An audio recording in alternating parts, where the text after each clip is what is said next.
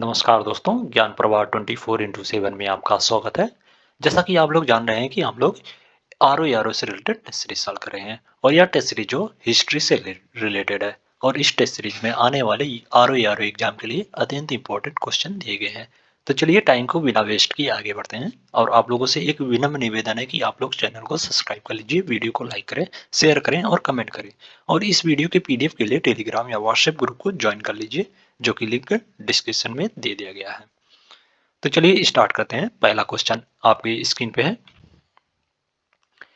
एलोरा गुफाओं की कितनी गुफाएं जो ब्राह्मणी शैली की हैं? 12 गुफाएं, 16 गुफाएं, 10 गुफाएं और 24 गुफाएं। एलोरा गुफाएं जो गुफा वास्तुकला का महत्वपूर्ण स्थल है और एलोरा की गुफाएं जो महाराष्ट्र की सह्याद्री पर्वत श्रेणी में अजंता गुफा से लगभग 100 किलोमीटर दूर स्थित है और यह जो 32 गुफाओं का समूह है। एलोरा गुफाएं जो है वो इसमें कुल 32 गुफाएं हैं। 32 गुफाएं हैं जिनमें से 16 गुफाएं जो है वो ब्राह्मणी शैली की हैं और 12 गुफाएं जो है बौद्ध शैली की और 4 गुफाएं जो है वो जैन शैली की हैं। तो इसका जो ऑप्शन बी है वो सही हो जाएगा। इसमें पूछा गया है ब्राह्मणी शैली की जो है कितनी गुफाएं हैं, तो 16 गुफाएं जो ब्राह्मणी शैली की हैं और 12 गुफाएं जो है वो बौद्ध बौद्ध शैली की हैं और 4 गुफाएं जो है वो जैन शैली की हैं, जैन शैली की। ओके, तो इसमें जो ऑप्शन बी है वो सही हो जाएगा। नेक्स्ट क्वेश्चन है, अजंता की गुफाओं में बनाए गए चित्रों के संबंध में निम्नलिखित कथनों पर विचार कीजिए। पहला कथन है, अजंता की गुफाओं को बौद्ध भिक्षुओं द्वारा वाकटक राजाओं के संरक्षण में चित्रित किया गया था। और दूसरा कथन है, अजंता में चित्रकारी की रूपरेखा नीले रंग से बनाई गई थी। उपयुक्त कथनों में से कौन सा सही है? अजंता की गुफाओं को बौद्ध भिक्षुकों द्वारा जो वाकटक राजाओं के संरक्षण में चित्रित किया गया था। तो इसका जो कथन एक है वो सही है और इन वाकटक राजाओं में जो हरिसेन जो प्रमुख राजा थे और अजंता गुफाओं में चित्रकारी की रूपरेखा जो है वो नीले रंग से नहीं बल्कि लाल रंग से बनाई गई थी। तो इसका जो कथन दो है वो गलत हो जाएगा। तो इसमें केवल एक सही है, तो इसका जो ऑप्शन ए है वो सही हो जाएगा। इसमें नीले रंग का जो अजंता में चित्रकारी के रूप में नहीं किया गया था। तो इसमें जो ऑप्शन ए है वो सही हो जाएगा। नेक्स्ट क्वेश्चन है, गांधी जी द्वारा चरखे के प्रयोग का क्या कारण था? ऑप्शन ए, गांधी जी मशीनीकरण के विरोधी थे। ऑप्शन बी है, गांधी जी चरखे के प्रयोग से मशीनों के प्रति सनक का विरोध करना चाहते थे। और ऑप्शन सी है, वे श्रम की महत्ता को स्थापित करना चाहते थे। और ऑप्शन डी है बी और सी दोनों। गांधी जी जो है वो मशीनीकरण के विरोधी नहीं थे। मशीनीकरण के विरोधी जो गांधी जी नहीं थे, परंतु वे जो इसके प्रति सनक के विरोधी थे। जो मशीनी के प्रति सनक सवार थी लोगों में, उसके विरोधी थे। मशीनीकरण के जो विरोधी नहीं थे गांधी जी। तो इसका जो ऑप्शन है वो गलत हो जाएगा, जबकि ऑप्शन बी जो है वो सही है। इसमें गांधी जी का मानना था कि मानव श्रम को जो मशीनों से प्रतिस्थापित नहीं करना चाहिए, बल्कि उनका जो है प्रयोग मानव श्रम के प्रतिपूरक की तरह करना चाहिए। तो इस प्रकार इसमें जो कथन सी है वो भी सही है। तो इसमें दोनों बी और सी जो दोनों सही है। तो इसका जो ऑप्शन डी है वो सही हो जाएगा इसमें। ओके, गांधी जी जो है वो श्रम की महत्ता को जो स्थापित करना चाहते थे। तो इसमें जो ऑप्शन डी है वो सही हो जाएगा। नेक्स्ट क्वेश्चन है, निम्नलिखित में से किस प्रसिद्ध लेखक ने बहादुर शाह प्रथम की मृत्यु पर कहा है कि यह अंतिम मुगल सम्राट था जिसके विषय में कुछ अच्छे शब्द कहे जा सकते हैं? इसके पश्चात मुगल साम्राज्य का तीव्रगामी और पूर्ण पतन जो मुगल सम्राटों की राजनैतिक तुच्छता और शक्तिहीनता का घोतक है। प्रसिद्ध लेखक सर सिडनी ओवन ने बहादुर शाह प्रथम की मृत्यु पर जो कहा था कि यह अंतिम मुगल सम्राट था जिसके विषय में जो कुछ अच्छे जो शब्द कहे जा सकते हैं। इसके पश्चात मुगल साम्राज्य की तीव्रगामी और पूर्ण पतन मुगल सम्राट के राजनीतिक तुच्छता और शक्तिहीनता का घोतक है। तो इसमें जो ऑप्शन ए है वो सही हो जाएगा। नेक्स्ट क्वेश्चन है, बहादुर शाह की मृत्यु जो है वो 1712 में हुआ था, हो गया था। ओके, 1712 ईस्वी में। तो इसमें जो ऑप्शन ए है वो सही जाएगा। नेक्स्ट क्वेश्चन है, दांडी यात्रा के संबंध में निम्नलिखित कथनों में से कौन सा सही नहीं है? ऑप्शन ए, यह यात्रा 12 मार्च 1930 को साबरमती आश्रम से प्रारंभ हुई थी। और ऑप्शन बी है, यह यात्रा ब्रिटिश कानूनों का उल्लंघन करने के उद्देश्य से की गई थी। और ऑप्शन सी है, गांधी जी ने इस यात्रा के बाद नमक कानून को तोड़कर ब्रिटिश सत्ता को चुनौती दी। और ऑप्शन डी है, गांधी जी ने अपनी इस नमक यात्रा की पूर्व सूचना जो वायसराय इरविन को नहीं दी थी। गांधी जी ने स्वतंत्रता दिवस जो 26 जनवरी 1930 को मनाए जाने के तुरंत बाद जो यह घोषणा किया कि वे ब्रिटिश भारत के सर्वाधिक घृणित कानून में से एक नमक कानून को जो तोड़ने के लिए एक यात्रा का नेतृत्व करेंगे। और उन्होंने वायसराय इरविन को जो अपनी इस नमक यात्रा की पूर्व सूचना देकर 12 मार्च 1930 को साबरमती आश्रम से जो यात्रा प्रारंभ की तथा दांडी पहुंचकर जो एक मुट्ठी नमक उठाकर नमक कानून को जो हो तोड़ा और ब्रिटिश सत्ता को जो चुनौती दी। यह सविनय अवज्ञा आंदोलन की औपचारिक शुरुआत थी। दांडी यात्रा जो सविनय अवज्ञा आंदोलन की जो औपचारिक शुरुआत थी। गांधी जी ने जो नमक यात्रा की पूर्व सूचना जो वायसराय इरविन को दी थी, इसमें बोला जा रहा है नहीं दी थी। तो इस प्रकार इसमें जो ऑप्शन डी है वो दांडी यात्रा के संबंध में सही नहीं है। तो इसमें जो ऑप्शन डी है वो सही हो जाएगा। नेक्स्ट क्वेश्चन है, वज्र मुद्रा के संबंध में कौन सा कथन सही नहीं है? ऑप्शन है, यह मुद्रा ज्ञान इंगित इंगित करती है। और ऑप्शन बी है, यह मुद्रा कोरिया और जापान से अधिक ज्ञात है। और ऑप्शन सी है, इस मुद्रा का संदेश तर्जनी द्वारा दर्शाया जाता है और दाहिने हाथ की मुट्ठी मुट्ठी उसकी रक्षा करती है। और ऑप्शन डी है यह मुद्रा जो त्याग के महत्व का प्रतीक है। वज्र मुद्रा के संबंध में जो कौन सा कथन सही नहीं है ऐसा पूछा जा रहा है। वज्र मुद्रा जो ज्ञान ज्ञान इंगित करती है, तो इसका जो ऑप्शन है वो सही है वज्र मुद्रा के संबंध में। और यह मुद्रा जो है कोरिया और जापान में अधिक ज्ञात है, तो इसका जो ऑप्शन भी है वो भी सही सुमेलित है। और इस मुद्रा का संदेश जो तर्जनी द्वारा दर्शाया जाता है और दाहिने हाथ की मुट्ठी इसकी रक्षा करती है, तो इसका जो ऑप्शन सी है वो भी सही सुमेलित है वज्र मुद्रा के संबंध में। वज्र मुद्रा जो हो त्याग के महत्व का प्रतीक नहीं है, बल्कि यह जो है वो ज्ञान और सर्वोच्च ज्ञान के महत्व का प्रतीक है। ज्ञान के महत्व का प्रतीक है वज्र मुद्रा, ज्ञान ना कि त्याग। यह जो ज्ञान के महत्व का प्रतीक है, तो इसका जो ऑप्शन डी है वो वज्र मुद्रा के संबंध में सही नहीं है। तो इसमें जो ऑप्शन डी है वो सही हो जाएगा। इसमें जो ऑप्शन डी है वो सही हो जाएगा। नेक्स्ट क्वेश्चन है, नागों के मुक्तदाता शाक्यमुनि बुद्ध किस मुद्रा में प्रस्तुत किए गए हैं? नागों के मुक्तदाता शाक्यमुनि बुद्ध जो है वो उत्तर बोधि मुद्रा में प्रयुक्त प्रस्तुत किए गए हैं, तो इसका जो ऑप्शन ए है वो सही हो जाएगा इसमें। नेक्स्ट क्वेश्चन है, यूनानी और रोम कला शैलियों के संबंध में निम्नलिखित कथनों पर विचार कीजिए। पहला कथन है, गांधार शैली यूनानी और रोमन कला शैलियों का एकीकरण करती है। और दूसरा कथन है, रोमवासी अलंकरण और सजावट के लिए कला का उपयोग करते थे और यूनानी आदर्शवाद के विपरीत प्रकृति में यथार्थवादी थे। उपयुक्त कथनों में से कौन सा सही है? यूनानी और रोम कला शैली के बीच कुछ अंतर है और गंधार शैली जो दोनों शैलियों का एकीकरण करती है। तो इसका जो कथन एक है वो सही हो जाएगा। यूनानी और रोम कला में कुछ अंतर है और गंधार शैली जो है वो इन दोनों के अंतर को जो एकीकरण करती है। तो इसका जो कथन एक है वो सही हो जाएगा इसमें। और रोमवासी जो अलंकरण और सजावट के लिए कला का उपयोग करते थे और जबकि यूनानी वासी जो है वो आदर्शवादी शैली भगवान और अन्य मनुष्यों के पेशी चित्रण में जो बल और संदर्भ दर्शाते हुए परिलक्षित होते थे। और यूनानी आदर्शवादियों के विपरीत जो रोमवासी जो है प्राकृत में यथार्थवाद थी। तो इस प्रकार जो कथन दो है वो भी सही है। तो इसमें दोनों कथन जो है यूनानी और रोम कला शैली के संबंध में सही है, तो इसका जो ऑप्शन सी है वो सही हो जाएगा इसमें। नेक्स्ट क्वेश्चन है, उत्तर प्रदेश में मथुरा शैली मूर्ति कला के संबंध में निम्नलिखित में से कौन सा कथन सही नहीं है? ऑप्शन है, मथुरा शैली का विकास ईसा की पहली से तीसरी शताब्दी के बीच हुआ। और ऑप्शन बी है, मथुरा शैली की मूर्तियां मौर्य काल के दौरान मिली पहले की यक्ष मूर्तियों के नमूने पर आधारित थी। और ऑप्शन सी है, मथुरा शैली की मूर्तियों में प्रतीकों का प्रभावशाली उपयोग दिखाई पड़ता है। और ऑप्शन डी है हिंदू देवताओं का निर्देशन उनकी अवायुधास का उपयोग करके किया गया था।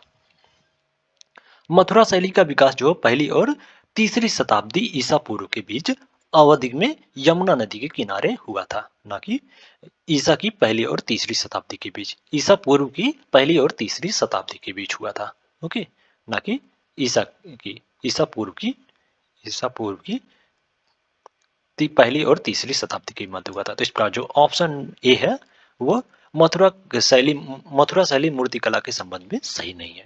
तो इस प्रकार जो ऑप्शन ए है वो सही हो जाएगा। और मथुरा शैली की मूर्तियां जो है मौर्य काल के दौरान मिली पहले की यक्ष मूर्तियों के नमूने पर आधारित होती थी। तो इसमें जो ऑप्शन ए है वो सही हो जाएगा। नेक्स्ट क्वेश्चन है, निम्नलिखित में से किस स्थान का स्तूप बुद्ध की मृत्यु के तत्काल बाद बनाए गए 9 स्तूपों में शामिल नहीं है?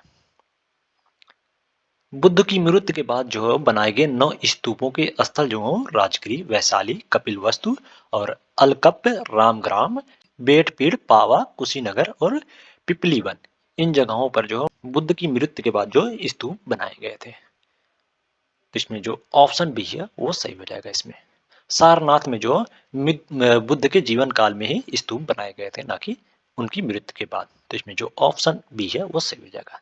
और शेष जगहों पर जो बुद्ध की मृत्यु के बाद स्तूप बनाए गए थे। तो इसमें जो ऑप्शन बी है वो सही हो जाएगा। नेक्स्ट क्वेश्चन है, सारनाथ स्तंभ का शीर्ष फलक और पशु भाग भारत का आधिकारिक राष्ट्रीय प्रतीक है। इसमें निम्नलिखित में से कौन से पशु दर्शाए गए हैं? अश्व, वृषभ, हाथी, गैड़ा गैंडा।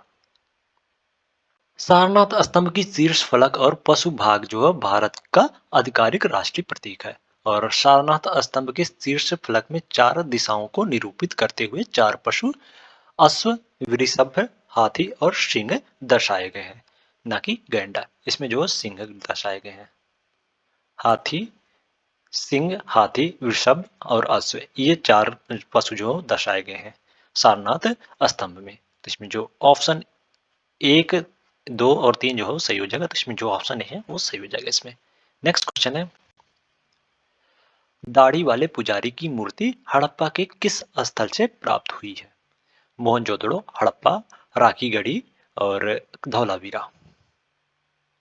मोहनजोदड़ो से जो है वो दाढ़ी वाले पुजारी की मूर्ति प्राप्त हुई है। तो इस प्रकार जो ऑप्शन ए है वो सही हो जाएगा। मोहनजोदड़ो से जो विशाल स्नानघर, विशाल अन्नागार और दाढ़ी वाले पुजारी की मूर्ति और नर्तकी की कांस्य मूर्ति और पशुपति की मुहरें प्राप्त हुई हैं। तो इसमें जो ऑप्शन ए है वो सही हो जाएगा। नेक्स्ट क्वेश्चन है, हड़प्पा सभ्यता के मोहरों से किस जानवर के साक्ष्य नहीं प्राप्त होते? हड़प्पा सभ्यता के मोहरों पर पशुओं की आकृति भी है। इसमें जो गाय है उसकी आकृति जो है मोहरों पर नहीं पाई गई है। तो इसका जो ऑप्शन डी है वो सही हो जाएगा। गाय की मोहरें जो है वो नहीं पाई गई हैं हड़प्पा सभ्यता में। तो इसमें जो ऑप्शन डी है वो सही हो जाएगा। नेक्स्ट क्वेश्चन है, हड़प्पा सभ्यता में लुप्त मोम तकनीक का उपयोग किसके लिए किया जाता था? हड़प्पा सभ्यता में लुप्त मोम तकनीक का उपयोग जो कांसा की मूर्ति बनाने के लिए किया जाता था। तो इसका जो ऑप्शन सी है वो सही हो जाएगा। इसमें नेक्स्ट क्वेश्चन है, प्रयाग प्रशस्ति के संबंध में निम्नलिखित कथनों पर विचार कीजिए। पहला कथन है, प्रयाग प्रशस्ति मूल रूप से इलाहाबाद के निकट कौशाम्बी में अशोक स्तंभ पर उत्कीर्ण की गई थी। और दूसरा कथन है, इस पर अशोक की पत्नी कारुवाकी के राजकीय धर्मार्थ कार्यों का वर्णन करने वाला रानी का अभिलेख अंकित है। और तीसरा कथन है, इस पर फारसी भाषा में शाहजहां का अभिलेख अंकित है। उपयुक्त कथनों में से कौन सा सही नहीं है? इसमें कौन सा सही नहीं है ये पूछा गया है। प्रयाग प्रशस्ति जो है मूल रूप से इलाहाबाद के निकट कौशाम्बी में अशोक स्तंभ पर उत्कीर्ण की गई थी। तो इसका जो कथन एक है वो सही हो जाएगा। इसमें प्रयाग का अर्थ होता है किसी चीज या किसी व्यक्ति का मिलन स्थल होता है। प्रयाग जो है इलाहाबाद का प्राचीन नाम था, अब वर्तमान में भी प्रयागराज इलाहाबाद का नाम है। ओके, क्योंकि यहाँ पर गंगा और यमुना और पौषाणिक सरस्वती नदी का जो मिलन स्थल या संगम है। प्रयाग का अर्थ होता है मिलन स्थल, किसी चीज का या किसी व्यक्ति का जो मिलन स्थल है। और प्रशस्ति का अर्थ जो किसी की प्रशंसा होता है। तो इसमें जो कथन एक है वो सही हो जाएगा। और इस पर जो अशोक की पत्नी कारुवाकी के राजकीय धर्मार्थ कार्यों का जो वर्णन करने वाला रानी का अभिलेख अंकित है। तो इसका जो कथन दो है वो भी सही हो जाएगा इसमें। और प्रयाग प्रशस्ति पर फारसी भाषा में जहांगीर का अभिलेख अंकित है, ना कि शाहजहां का। यहाँ पर जो है जहांगीर का अभिलेख अंकित है, जहांगीर। तो इसका जो कथन 3 है वो गलत हो जाएगा। तो इसमें कौन सा कथन जो सही नहीं है वो पूछा है, तो इसमें केवल 3 जो है सही नहीं है, तो इसका जो ऑप्शन सी है वो सही हो जाएगा इसमें। नेक्स्ट क्वेश्चन है, नासिक की गुफाएं जिन्हें पांडवलेनी भी कहा जाता है मुख्यतः किससे संबंधित है? नासिक की गुफाएं जिन्हें पांडवलेनी कहा जाता है वह जो है बौद्ध धर्म के हीनयान संप्रदाय से संबंधित है। तो इसका जो ऑप्शन बी है वो सही हो जाएगा इसमें। नासिक की गुफाएं जो है वो 14 बौद्ध गुफाओं का समूह है। नासिक की गुफाओं में 24 बौद्ध गुफाओं का समूह है, ओके, जिन्हें पांडे लेनी भी कहा जाता है। नासिक की गुफाएं जो पहली सदी ईस्वी के दौरान जो है निर्मित की गई थी। तो इसमें जो ऑप्शन बी है वो सही हो जाएगा। नेक्स्ट क्वेश्चन है, मध्यकाल में इस्लामी शासकों के क्षेत्र में रहने वाले लोग जो उद्घटित धर्म ग्रंथ को मानने वाले थे उनको कहा जाता था। मध्यकाल में इस्लामी शासकों के क्षेत्र में रहने वाले लोग जो उद्घटित धर्म ग्रंथ को जो मानने वाले थे उनको जो है वो जिमी कहा जाता था। तो इसका जो ऑप्शन बी है वो सही हो जाएगा इसमें। जिमी वे लोग होते थे जो उद्घटित धर्म ग्रंथ को जो मानने वाले थे, जैसे इस्लामी शासकों के क्षेत्र में रहने वाले यहूदी और ईसाई, और बाद में जो है इसमें हिंदुओं को भी शामिल कर लिया गया था जिमी के अंतर्गत। तो इसमें जो ऑप्शन बी है वो सही हो जाएगा। नेक्स्ट क्वेश्चन है, शरिया मुसलमान संप्रदाय को निर्देशित करने वाला कानून है और इसका उद्भव निम्नलिखित में से किन से हुआ है? शरिया जो है मुसलमान संप्रदाय को निर्देशित करने वाला कानून है और इसका उद्भव जो है हसीद, कुरान, इजामा और कियास, इन चारों से जो इसका उद्भव हुआ है। तो इसमें जो ऑप्शन डी है वो सही हो जाएगा इसमें। इसमें जो ऑप्शन डी है वो सही हो जाएगा। नेक्स्ट क्वेश्चन है, चिश्ती सिलसिला के उपदेशकों में निम्नलिखित में से किसकी दरगाह जो दिल्ली में नहीं है? ऑप्शन है ख्वाजा कुतुबुद्दीन बख्तियार काकी, और ऑप्शन बी है शेख फरुद्दीन गंज ए सकर, और शेख नसरुद्दीन और शेख निजामुद्दीन। चिश्ती संप्रदाय के संस्थापक जो हो शेख मोइनुद्दीन चिश्ती थे और इनकी मृत्यु मोइनुद्दीन चिश्ती की मृत्यु जो है 1235 में हुई थी, 1235 में। और ख्वाजा कुतुबुद्दीन बख्तियार काकी की दरगाह जो है वो दिल्ली में स्थित है। इनकी दरगाह जो है दिल्ली में है। और शेख फरुद्दीन गंज ए सकर का दरगाह जो है पाकिस्तान में है, ना कि दिल्ली में। इनका दरगाह जो पाकिस्तान में है, पाकिस्तान के अजोधन में, अजोधन में, अजोधन में, पाकिस्तान के अजोधन में। तो इसमें जो ऑप्शन बी है वो सही हो जाएगा। तो इसमें जो ऑप्शन बी है वो सही हो जाएगा। नेक्स्ट क्वेश्चन है, सूफी उपन्यास पद्धति में जिक्र का अर्थ था। सूफी उपन्यास पद्धति में जिक्र का अर्थ जो है वो ईश्वर का नाम जाप करना था। इसका जो ऑप्शन ए है वो सही हो जाएगा इसमें। नेक्स्ट क्वेश्चन है, निम्नलिखित में से कौन सा पंचायतन शैली के मंदिर के उदाहरण है? पहला है देवगढ़ का दशावतार मंदिर, और दूसरा है एहोल का दुर्गा मंदिर, और तीसरा है नचना कुठार का पार्वती मंदिर। मंदिर बनाने की पंचायतन शैली में जो मुख्यतः देवता के मंदिर के साथ 4 गौड़ देव मंदिर होते थे। प्रमुख मंदिर जो वर्गाकार होता था और इसके सामने जो लंबा मंडप होता था, जिससे इसका आकार जो आयताकार हो जाता था। गौड़ देव मंदिरों को मंडप के प्रत्येक ओर एक दूसरे के सम्मुख स्थापित किया जाता था। और पंचायतन शैली के मंदिर के उदाहरण जो है वो देवगढ़ का दशावतार मंदिर और एहोल का दुर्ग मंदिर आदि है। जबकि नचना कुठार का पार्वती मंदिर जो है वो पंचायतन शैली के मंदिर का उदाहरण नहीं है। तो इसमें जो कथन 1 है और 2 जो है वो सही है, जबकि कथन 3 जो है वो गलत है। नचना कुठार का पार्वती मंदिर का निर्माण जो मंदिर निर्माण कला के विकास के द्वितीय चरण में हुआ था, जबकि पंचायतन मंदिर का विकास जो तृतीय चरण में हुआ था। मंदिर निर्माण कला के तृतीय चरण में पंचायतन शैली का निर्माण हुआ था, ये तृतीय चरण में हुआ था, और इसका निर्माण जो है वो द्वितीय चरण में हो गया था। तो इसमें जो नचना कुठार का पार्वती मंदिर जो पंचायतन शैली के मंदिर का उदाहरण नहीं है। तो इसमें केवल एक और दो सही है, तो इसका जो ऑप्शन ए है वो सही हो जाएगा इसमें। नेक्स्ट क्वेश्चन है, निम्नलिखित में से कौन सी मंदिर वास्तुकला की उड़ीसा शैली की विशेषता नहीं है? कलिंग साम्राज्य के विभिन्न मंदिरों में मंदिर वास्तुकला की एक अलग शैली विकसित हुई जिसे उड़ीसा शैली कहा जाता है, और इसकी विशेषताएं जो है वो निम्नलिखित है। बाहरी दीवार पर जो बड़ी मात्रा में बारीक नक्काशी की जाती थी, और लेकिन भीतरी दीवार को जो बिना नक्काशी के ही रखा जाता था। इसकी विशेषता है उड़ीसा शैली की विशेषता में है, तो इस प्रकार जो ऑप्शन है वो सही है। ओके। और उड़ीसा शैली में जो दायोड़ी होता था उसमें स्तंभ का उपयोग नहीं किया जाता था। इसके बजाय जो छत को लोहे के गार्ड से सहारा दिया जाता था। और उड़ीसा शैली के मंडप को जो हो जगमोहन नाम से जाना जाता है। जगमोहन नाम से जो मंडप को जाना जाता था उड़ीसा शैली में। तो इसका जो डी है वो भी सही है और बी जो है वो भी सही है। और मुख्य मंदिर जो गोलाकार नहीं बल्कि वर्गाकार होता था, या जो है मुख्य मंदिर वर्गाकार होता था, वर्गाकार।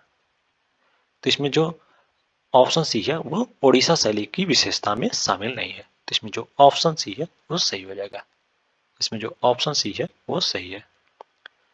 नेक्स्ट क्वेश्चन है, एलोरा में गुफा संख्या 16 कैलाश मंदिर है, इसका निर्माण किसने करवाया था? एलोरा में गुफा संख्या 16 कैलाश मंदिर का निर्माण जो है वो राष्ट्रकूट राजा कृष्ण प्रथम ने करवाया था, कृष्ण प्रथम ने। तो इसका जो ऑप्शन बी है वो सही हो जाएगा इसमें। नेक्स्ट क्वेश्चन है, निर्माण की नव रोमन शैली और नव शास्त्रीय शैली के संबंध में कौन सा विकल्प सही नहीं है? ऑप्शन ए एडविन लुटियन और हर्बर्ट बेकर द्वारा की गई नई दिल्ली की वास्तुकला इस शैली का सर्वश्रेष्ठ उदाहरण है। और ऑप्शन बी है इसमें चक्राकार भवनों पर अधिक ध्यान दिया गया है। और ऑप्शन सी है औधे अथवा ऊपर उठे हुए गुम्मद की अवधारणा इसी शैली के दौरान प्रचलित की गई। और ऑप्शन डी है यह वास्तुकला की सभी शैलियों का संगम था जिसके कारण इस शैली में कलात्मक अभिव्यक्ति के अवसर विस्तृत थे। नव रोमन शैली या नव शास्त्रीय शैली जो है वो वास्तुकला की सभी शैलियों का संगम था जिसके कारण इस शैली में जो कलात्मक अभिव्यक्ति के अवसर जो है वो संकीर्ण थे ना कि विस्तीर्ण थे। इस प्रकार जो ऑप्शन डी है वो नव रोमन शैली या नव शास्त्रीय शैली के संबंध में सही नहीं है। तो इसमें जो ऑप्शन डी है वो सही हो जाएगा, या जो विस्तीर्ण नहीं बल्कि या जो संकीर्ण था, संकीर्ण। तो इसमें जो ऑप्शन डी है वो सही हो जाएगा। नेक्स्ट क्वेश्चन है, वास्तुकला की आइबेरियन शैली भारत में किसके द्वारा लाई गई थी? वास्तुकला की आइबेरियन शैली जो है भारत में पुर्तगालियों द्वारा लाई गई थी। इसका जो ऑप्शन ए है वो सही हो जाएगा। नेक्स्ट क्वेश्चन है, कश्मीर में मंदिर वास्तुकला में कौन सा गंधार प्रभाव दर्शाता है? कश्मीर में मंदिर वास्तुकला में जो है कौन सा गंधार प्रभाव को दर्शाता है, ऐसा पूछा गया है। ऑप्शन ए स्तंभों वाली दीवारें, ऑप्शन बी है त्रिकोणीय फुटपाथ, ऑप्शन सी है त्रिदली मेहराब, और ऑप्शन डी उपयुक्त में से कोई नहीं। कश्मीर मंदिर जो वास्तुकला की अपनी विशिष्ट विशेषताएं, स्थानीय भूगोल के अनुकूलता और पत्थर पर अपनी अनूठी नक्काशी के लिए प्रसिद्ध है। कश्मीर शैली की वास्तुकला में अनेक कला शैलियों के प्रभाव पड़े, जैसे स्तंभ वाली दीवारें जो ग्रीक प्रभाव में, और त्रिकोणीय फुटपाथ जो ये भी ग्रीक प्रभाव में, ये दोनों जो ग्रीक प्रभाव में निर्माण किए गए थे कश्मीर मंदिर वास्तुकला में। जबकि गंधार का प्रभाव जो त्रिदली मेहराब में किया हुआ था। तो इसमें जो ऑप्शन सी है वो सही हो जाएगा। त्रिदली मेहराब जो है वो गंधार प्रभाव को दर्शाता है कश्मीर में मंदिर वास्तुकला में। तो इसमें जो ऑप्शन सी है वो सही हो जाएगा। नेक्स्ट क्वेश्चन है, संगम साहित्य में उल्लेखित कुट्टू वर्षाई क्या है? संगम साहित्य में उल्लेखित कुट्टू वर्षाई जो है वो एक निशस्त्र द्रव्य मार्शल आर्ट है। तो इसका जो ऑप्शन ए है वो सही हो जाएगा इसमें। इसमें जो ऑप्शन ए है वो सही हो जाएगा। नेक्स्ट क्वेश्चन है, पावाकुथु पावाकुथु कठपुतली प्रदर्शन के संबंध में कौन सा कथन सही नहीं है? ऑप्शन ए यह केरल की पारंपरिक दस्ताना कठपुतली प्रदर्शन है, और ऑप्शन बी है इसकी उत्पत्ति 10वीं सदी ईसवी के आसपास हुई, और ऑप्शन सी है इसमें नाटक जो है वो रामायण और महाभारत की कथाओं पर आधारित होता है, और ऑप्शन डी है यह कथकली नृत्य शैली से अधिक प्रभावित है। पावाकुतु पावाकुतु कठपुतली जो है वो इसकी उत्पत्ति जो 18वीं शताब्दी ईस्वी के आसपास हुई थी, ना कि 18वीं शताब्दी के आसपास हुई थी, ना कि 10वीं। तो इसका जो ऑप्शन बी है वो पावाकुतु कठपुतली प्रदर्शन के संबंध में सही नहीं है। तो इसमें जो ऑप्शन बी है वो सही हो जाएगा। और अन्य कथन कथन जो है वो सही है पावाकुतु कठपुतली के प्रदर्शन के संबंध में। तो इसमें जो ऑप्शन बी है वो सही हो जाएगा। नेक्स्ट क्वेश्चन है, निम्नलिखित में से किस क्रांतिकारी की जेल में भूख हड़ताल के दौरान मृत्यु हो गई थी? ऑप्शन है बटुकेश्वर दत्त, ऑप्शन बी है जतिन दास, ऑप्शन सी है प्रफुल्ल चाकी और ऑप्शन डी है अवध बिहारी। लाहौर जेल में क्रांतिकारियों द्वारा सरकार से राजनीतिक बंदी की तरह पेश आने की मांग को लेकर एक लंबी भूख हड़ताल की गई। इस हड़ताल के 63वें दिन एक क्रांतिकारी जतीन्द्र दास की मृत्यु हो गई। तो इसका जो ऑप्शन बी है वो सही हो जाएगा। जेल में भूख हड़ताल के दौरान जो जतीन्द्र दास की मृत्यु हो गई थी। तो इसमें जो ऑप्शन बी है वो सही हो जाएगा। बटुकेश्वर दत्त जो है वो भगत सिंह के साथ है केंद्रीय विधानसभा में बम फेंके थे। केंद्रीय विधानसभा में बम फेंकने वाले भगत सिंह के साथ जो बटुकेश्वर दत्त थे।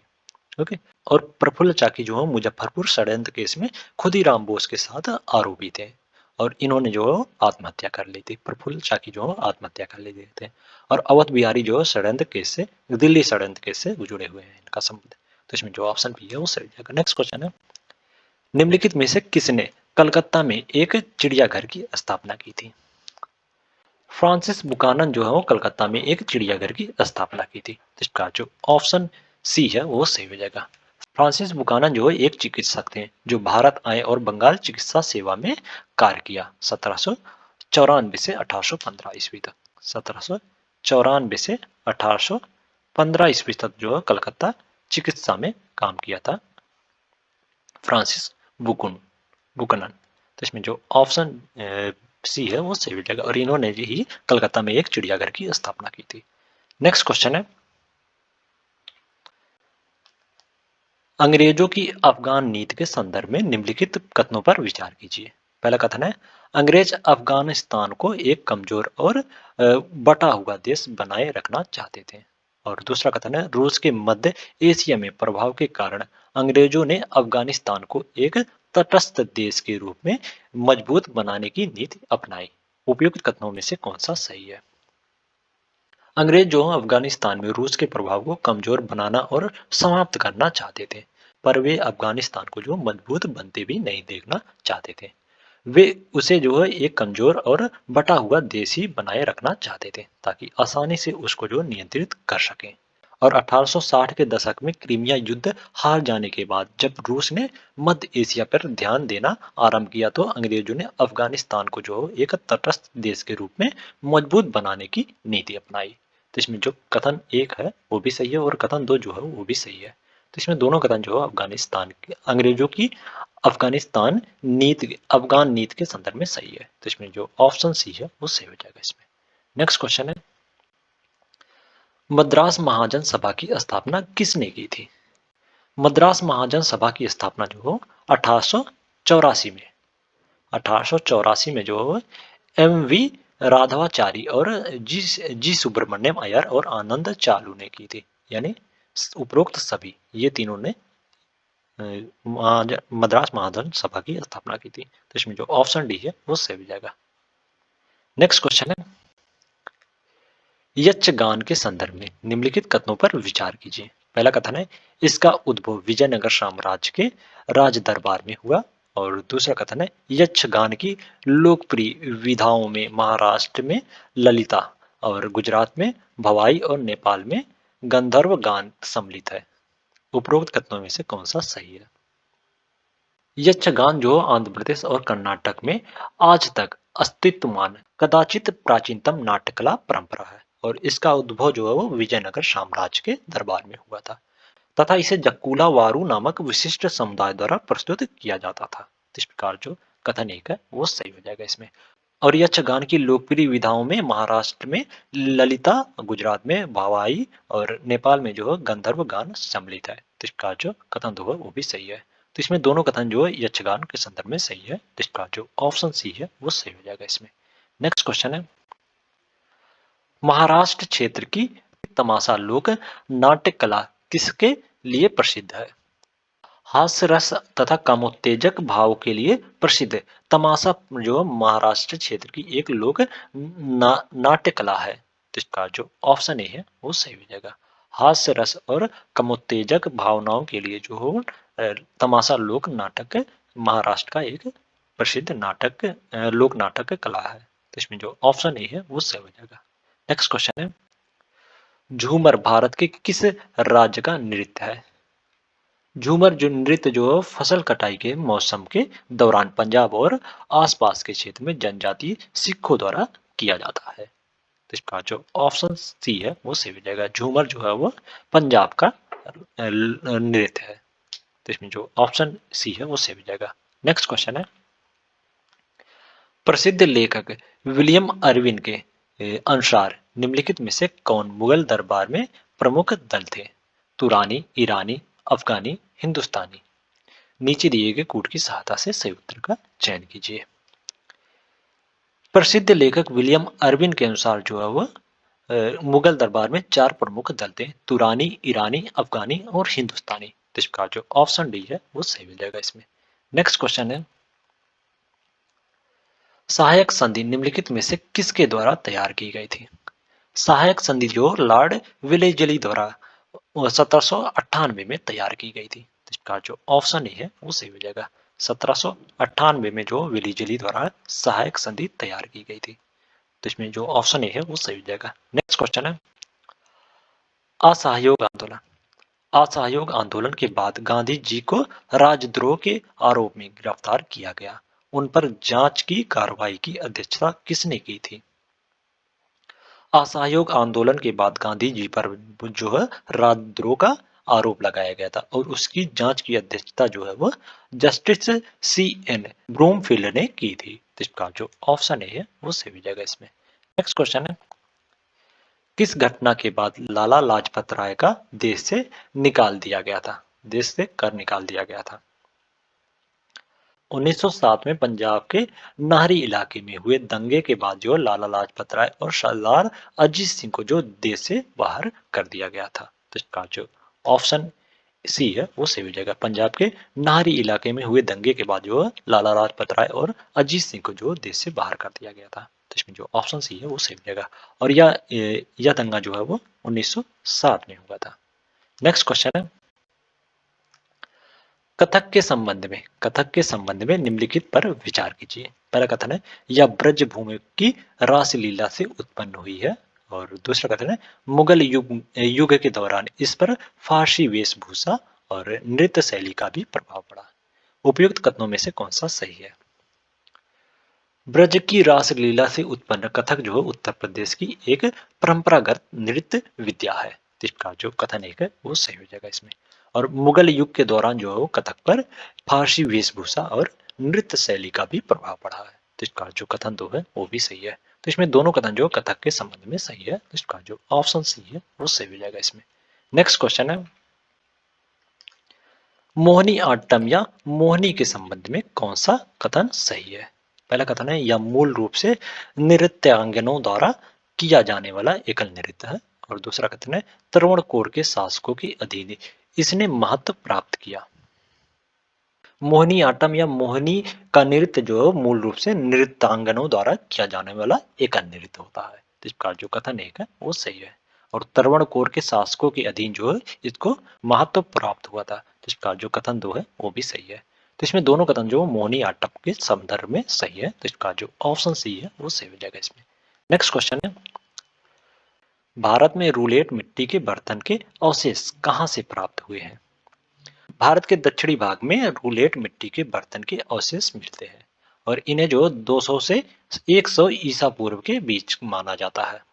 और अधिकांश साक्ष्य जो पुडुचेरी के निकट अरिकमेडु से मिले हैं। अरिकमेडु से। तो इसका जो ऑप्शन बी है वो सही हो जाएगा इसमें। रूलेट मिट्टी के बर्तन जो है वो इसके अवशेष जो है वो पांडुचेरी के अरिकमेडु से मिले हैं। तो इसमें जो ऑप्शन बी है वो सही हो जाएगा। नेक्स्ट क्वेश्चन है, भारत में प्राप्त चमकीले मिट्टी के बर्तन के साक्ष्य किस काल से संबंधित है? भारत में चमकीली मिट्टी के बर्तन के साक्ष्य जो है मध्यकाल से संबंधित है। तो इसका जो ऑप्शन डी है वो सही हो जाएगा इसमें। इस्लामिक परंपराओं के आगमन के साथ ही चमकीले मिट्टी के बर्तन का साक्ष्य प्राप्त होने लगा था। तो इसका जो ऑप्शन डी है वो सही हो जाएगा। नेक्स्ट क्वेश्चन है, फिलिग्री कला का संबंध किससे है? ऑप्शन है चांदी के आभूषण बनाने वाले कारीगरों से, और ऑप्शन बी है लकड़ी का काम करने वाले कारीगरों से, और ऑप्शन सी है भवन निर्माण से, और ऑप्शन डी है वाद्य यंत्र से। फिलिग्री कला का संबंध जो है वो चांदी के आभूषण बनाने वाले कारीगरों से है। तो इसका जो ऑप्शन ए है वो सही हो जाएगा इसमें। चांदी के आभूषण बनाने वाले कारीगरों द्वारा जो है वो उपयोग किए जाने वाले प्रसिद्ध तकनीक फिलिग्री कला है, जिसमें चांदी का महीन काम किया जाता है। उड़ीसा पैनरी और पैजामा कहलाने वाली अपनी चांदी की पायलों के लिए विख्यात है। तो इसका जो ऑप्शन ए है वो सही हो जाएगा इसमें। नेक्स्ट क्वेश्चन है, मेरी संगीत महाविद्यालय की स्थापना किसके द्वारा की गई? मेरी संगीत महाविद्यालय जो भारत में शास्त्रीय संगीत का अध्ययन कराने के प्रमुख संस्थानों में से एक है, और इसकी स्थापना जो 1926 में महान संगीतज्ञ विष्णु नारायण भातखंडे ने की थी। इसका जो ऑप्शन ए है वो सही हो जाएगा। विष्णु नारायण भातखंडे ने इसकी स्थापना 1926 में की थी। 1926 में। तो इसमें जो ऑप्शन ए है वो सही हो जाएगा। नेक्स्ट क्वेश्चन है, संस्कृत का प्रांजल स्वरूप किस काल में विकसित हुआ? संस्कृत का प्रांजल स्वरूप जो 300 ईसा पूर्व से 200 ईसा पूर्व के बीच विकसित हुआ है, और यह जो वैदिक संस्कृत का प्राकृत संस्करण है।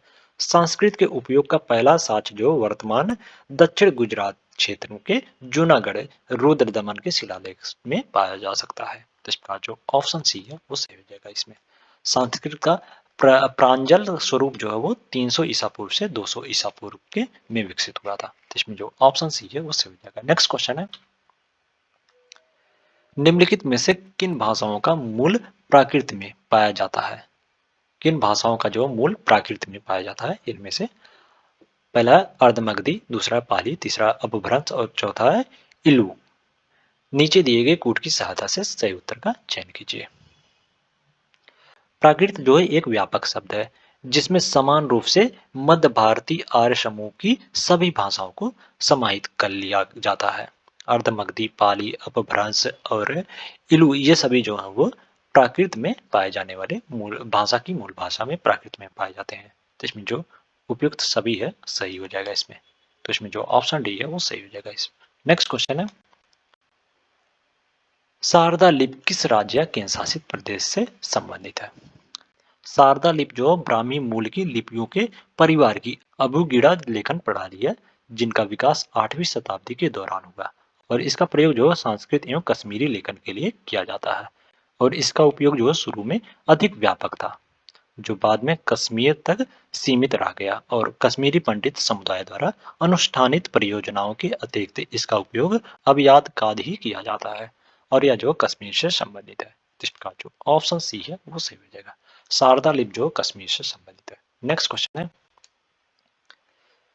मुझे उस धर्म का अनुयायी होने पर गर्व है जिसने संपूर्ण विश्व को सहिष्णुता और वैश्विक मैत्री का पाठ पढ़ाया है, और हम केवल सार्वभौमिक सहिष्णुता में ही विश्वास नहीं करते बल्कि हम सभी धर्मों की सत्ता को स्वीकार भी करते हैं। उपयुक्त कथन किससे संबंधित है? उन 1893 ईस्वी में स्वामी विवेकानंद ने शिकागो के विश्व धर्म संसद में उद्घोषित किया था ये कथन, उपयुक्त कथन। तो इसमें जो ऑप्शन बी है वो सही हो जाएगा। स्वामी विवेकानंद का जो उपयुक्त कथन जो स्वामी विवेकानंद का, और इन्होंने 1893 में जो शिकागो में घोषणा भाषण दिए थे धर्म विश्व संसद में, उससे संबंधित है। तो इसमें जो ऑप्शन बी है वो सही हो जाएगा। नेक्स्ट क्वेश्चन है, महाराष्ट्र के पंढरपुर में स्थित विठोबा का मंदिर किस संप्रदाय से संबंधित है? महाराष्ट्र के पंढरपुर में स्थित विठोबा का मंदिर जो है वो वरकरी संप्रदाय से संबंधित है। तो इसका जो ऑप्शन ए है वो सही हो जाएगा इसमें। नेक्स्ट क्वेश्चन है, गौतम बुद्ध द्वारा गृह त्याग के समय उनके सारथी का क्या नाम था? गौतम बुद्ध जो जब गृह घर छोड़ रहे थे तो उनके सारथी का क्या नाम था? जो घोड़ा चला रहा था उनका क्या नाम था? गौतम बुद्ध जब गृह त्याग कर रहे थे उनके सारथी का नाम जो है वो चन्ना था। तो इसका जो ऑप्शन बी है वो सही हो जाएगा इसमें। गौतम बुद्ध का जन्म जो है 563 में 563 ईसा पूर्व में लुम्बिनी में हुआ था और इनकी माता का नाम जो है माया था। माया जो है इनकी माता का नाम है और पिता का नाम जो है शुद्धोधन था। शुद्धोधन पिता का नाम था। ओके। और इन्होंने 29 वर्ष की आयु में जो है अपना घर छोड़ दिया था और 35 वर्ष की आयु में इन्हें एक पीपल के वृक्ष के नीचे जो इन्हें ज्ञान की प्राप्ति हुई थी। तो इस प्रकार जो ऑप्शन बी है वो सही हो जाएगा। नेक्स्ट क्वेश्चन है, बौद्ध धर्म के अंतर्गत अपनाए गए तीन रत्न में शामिल नहीं है। इसमें कौन से जो है तीन रत्न में शामिल नहीं है? बौद्ध धर्म के अंतर्गत अपनाए गए तीन रत्न जो है वो बुद्ध, धम्म और संघ है। इसका जो निवारण है, निवारण जो है वो त्रिरत्न में शामिल नहीं है। तो इसमें जो ऑप्शन डी है वो सही हो जाएगा। और ये तीनों जो है इनको त्रिरत्न कहा जाता है। त्रिरत्न। तो इसमें जो ऑप्शन डी है वो सही हो जाएगा। नेक्स्ट क्वेश्चन है, निम्नलिखित में से कौन से बौद्ध धर्म के महासांघिक संप्रदाय के उप संप्रदाय थे? पहला है सर्वस्तिवाद, दूसरा है संक्रांतिका, तीसरा है बहुश्रुतिया और चौथा है एक विहारिका। माना जाता है कि बुद्ध के प्रस्थान के पश्चात 383 ईसा पूर्व और 250 ईसा पूर्व के बीच संघ मूल संघ को जो दो प्रारंभिक संप्रदायों में बांटा गया और वे थे स्थाविर निकाय और महासंघिका। महासंघिका संप्रदाय के उप संप्रदाय जो है वो बहुश्रुति, एक विहारिका, चौतिका और गोकुलिका प्रजान प्रतिवाद। ये सभी जो है वो महासंघिका संप्रदाय के उप संप्रदाय थे। तो इसमें जो 3 और 4 जो है वो सही हो जाएगा। तो इसका जो ऑप्शन सी है वो सही हो जाएगा। नेक्स्ट क्वेश्चन है, पंडित जवाहरलाल नेहरू स्वतंत्रता के पूर्व कांग्रेस के कितनी बार अध्यक्ष रहे? स्वतंत्रता से पहले जो है पंडित जवाहरलाल नेहरू कितनी बार कांग्रेस की अध्यक्षता की है, ऐसा पूछा जा रहा है। स्वतंत्रता से पूर्व 1929, 1930, 1936 और 1937 में जो कांग्रेस जवाहरलाल नेहरू जो कांग्रेस के अध्यक्ष रहे थे। 1929, 1930, 1936 और 1937 में ये 4 बार जो है वो कांग्रेस के अध्यक्ष रहे थे जवाहरलाल नेहरू। तो इसका जो ऑप्शन सी है वो सही हो जाएगा। और स्वतंत्रता के पश्चात जो है वो 1951 से 1951 के मध्य जो है ये कांग्रेस के अध्यक्ष रहे थे स्वतंत्रता के पश्चात। और स्वतंत्रता के पश्चात इतने वर्ष तक जो है इतने वर्षों में कांग्रेस की अध्यक्षता की थी। नेक्स्ट क्वेश्चन है, फरवरी 1927 में ब्रुसेल्स में आयोजित उत्पीड़ित जातियाताओं के सम्मेलन में कांग्रेस का प्रतिनिधित्व किसके द्वारा किया गया? फरवरी 1927 में ब्रुसेल्स में आयोजित उत्पीड़ित जातियाताओं के सम्मेलन में कांग्रेस की ओर से जवाहरलाल नेहरू ने भाग लिया था। इसका जो ऑप्शन है वो सही हो जाएगा इसमें। नेक्स्ट क्वेश्चन है, कांग्रेस और राजवाड़ों के मध्य संबंधों के बारे में निम्नलिखित कथनों पर विचार कीजिए। पहला कथन है, राजवाड़ों ने कांग्रेस और राष्ट्रीय आंदोलन के प्रति सहानुभूतिपूर्ण दृष्टिकोण अपनाया। और दूसरा कथन है, 1921 में चेंबर्स ऑफ प्रिंसेज की स्थापना की गई ताकि कांग्रेस के साथ राजवाड़ों का सामंजस्य स्थापित किया जा सके। उपयुक्त कथनों में से कौन सा सही है? ब्रिटिश सरकार जो है राजवाड़ों की संरक्षक थी, इसलिए राजवाड़ों ने कांग्रेस और राष्ट्रीय आंदोलन के प्रति जो शत्रुतापूर्ण दृष्टिकोण अपनाई थी, न कि सहानुभूतिपूर्ण। तो इसका जो कथन एक है वो गलत हो जाएगा। राजवाड़ों ने जो कांग्रेस और राष्ट्रीय आंदोलन के प्रति जो है वो शत्रुता पूर्ण दृष्टिकोण अपनाई थी। तो इसमें जो कथन एक है वो सही हो जाएगा। ओके, सॉरी गलत हो जाएगा, कथन एक जो है वो गलत हो जाएगा। और उसका विरोध किया। 1921 में चेंबर्स ऑफ प्रिंसेस की स्थापना जो ब्रिटिश सत्ता के साथ राजवाड़ों का सामंजस्य स्थापित करने के लिए किया गया था। 1921 में जो चेंबर्स ऑफ प्रिंसेस की स्थापना हुई थी वो ब्रिटिश सत्ता के साथ, ना कि कांग्रेस के साथ। ये जो ब्रिटिश सत्ता के साथ राजवाड़ों का सामंजस्य स्थापित किया गया था, किया जा सके उसके लिए चेंबर्स ऑफ प्रिंसेस की स्थापना 1921 में की गई थी। तो इसका जो कथन जो है वो भी गलत हो जाएगा। तो इसमें दोनों कथन जो गलत है कांग्रेस और राजवाड़ों के मध्य संबंधों के बारे में। तो इसका जो ऑप्शन सी है वो सही हो जाएगा, सॉरी ऑप्शन डी डी जो है वो सही हो जाएगा, दोनों कथन गलत है, तो इसमें डी द राइट आंसर हो जाएगा। नेक्स्ट क्वेश्चन है, अक्टूबर 1940 में गांधी जी ने कुछ चुनिंदा लोगों को लेकर सत्याग्रह करने का फैसला किया। इस सत्याग्रह का पहला प्रतिभागी कौन था? अक्टूबर 1940 में गांधी जी ने कुछ चुनिंदा लोगों को लेकर सत्याग्रह करने का फैसला किया, और इसे जो व्यक्तिगत सत्याग्रह के नाम से भी जाना जाता है, और इसकी शुरुआत जो विनोबा भावे ने की थी, और दूसरे सत्याग्रही जो जवाहरलाल नेहरू थे। पहले सत्याग्रही जो विनोबा भावे थे और दूसरे सत्याग्रही जो जवाहरलाल नेहरू थे, तो इसका जो ऑप्शन ए है वो सही मिलेगा। और व्यक्तिगत सत्याग्रह की शुरुआत जो 1940 में, अक्टूबर 1940 में गांधी जी द्वारा की गई थी, तो इसमें जो ऑप्शन ए है वो सही हो जाएगा। नेक्स्ट क्वेश्चन है, मैं हो सके तो तत्काल इसी रात प्रभात से पहले स्वाधीनता चाहता हूं, गांधी जी ने यह घोषणा कब की? ऑप्शन ए 8 अगस्त 1942 को भारत छोड़ो आंदोलन की पूर्व संध्या पर, और ऑप्शन बी 8 अगस्त 1940 को भारत के द्वितीय विश्व युद्ध में शामिल किए जाने पर, और ऑप्शन सी है बर्मा पर जापानी हमले के समय, और ऑप्शन डी क्रिप्स मिशन में संवाद के दौरान। गांधी जी ने 8 अगस्त 1942 को भारत छोड़ो आंदोलन की पूर्व संध्या पर जनता को संबोधित करते हुए कहा कि मैं अगर हो सके तो तत्काल इसी रात प्रभात से पहले स्वाधीनता चाहता हूं। इसका जो ऑप्शन ए है वो सही हो जाएगा इसमें। नेक्स्ट क्वेश्चन है,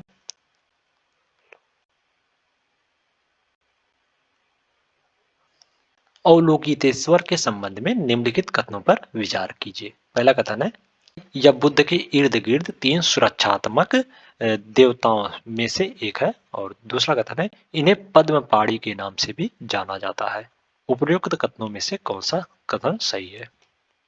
अवलोकितेश्वर जो है बुद्ध के इर्द गिर्द 3 सुरक्षात्मक देवताओं में से एक है, तो इसका जो कथन एक है वो सही हो जाएगा, और इन्हें जो पद्म पाणी के नाम से भी जाना जाता है। अवलोकितेश्वर को जो पद्म पाणी के नाम से भी जाना जाता है, तो इसका जो कथन दो है वो भी सही है। तो इसमें दोनों कथन जो है वो अवलोकितेश्वर के संबंध में सही है, तो इसका जो ऑप्शन सी है वो सही हो जाएगा इसमें। नेक्स्ट क्वेश्चन है, किस सिख गुरु ने सिखों को जो लड़ाकू जाति में परिवर्तित कर दिया था? गुरु हरगोविंद सिंह ने जो है वो सिखों को 1904 से 44 के दौरान 1904 से 44 के दौरान जो सिखों को लड़ाकू जाति में परिवर्तित कर दिया था। इसका जो ऑप्शन बी है वो सही हो जाएगा इसमें। आरंभ में मुगलों तथा सिखों के बीच जो मधुर संबंध थे, अच्छे संबंध जो थे आरंभ में मुगलों और सिखों के बीच, किंतु जहांगीर के आदेश पर गुरु अर्जुन देव की फांसी देकर जो हत्या कर दी गई, और यह जो विवाद का विषय बन गया। उसके बाद गुरु हरगोविंद सिंह ने जो है वो सिखों को लड़ाकू जाति में परिवर्तित कर दिया था, तो इसमें जो ऑप्शन बी है वो सही हो जाएगा। नेक्स्ट क्वेश्चन है, ऋग्वैदिक रुद्र का संबंध किससे था? ऋग्वैदिक काल में रुद्र जो है वो तूफान और या पवन के देवता को कहा जाता था, जिसका जो ऑप्शन है वो सही हो जाएगा। जल के देवता को जो है वो वरुण, जल के देवता को जो वरुण वरुण जो है जल के देवता होते थे, और अग्नि जो है वो आग के देवता होते थे। भाषा भाषा जो है वो वाक्य की देवी होती थी, वाक्य की देवी जो भाषा होती थी, तो इसका जो ऑप्शन ए है वो सही हो जाएगा। नेक्स्ट क्वेश्चन है, निम्नलिखित में से कौन सा वेद मुख्य रूप से मानव समाज की शांति और समृद्धि से संबंधित है? इसमें से कौन सा वेद जो है वो मानव समाज की शांति और समृद्धि से संबंधित है? अथर्ववेद जो है वो मानव समाज की शांति और समृद्धि से संबंधित है, इसका जो ऑप्शन बी है वो सही हो जाएगा इसमें। तो आज के लिए इतना ही, अगले नेक्स्ट वीडियो में हम लोग इस टेस्ट सीरीज को कंप्लीट करेंगे। अगर वीडियो अच्छी लगी हो तो वीडियो को लाइक कर दीजिए, और इसी प्रकार के वीडियो के लिए चैनल को सब्सक्राइब कर लीजिए। Thank you so much.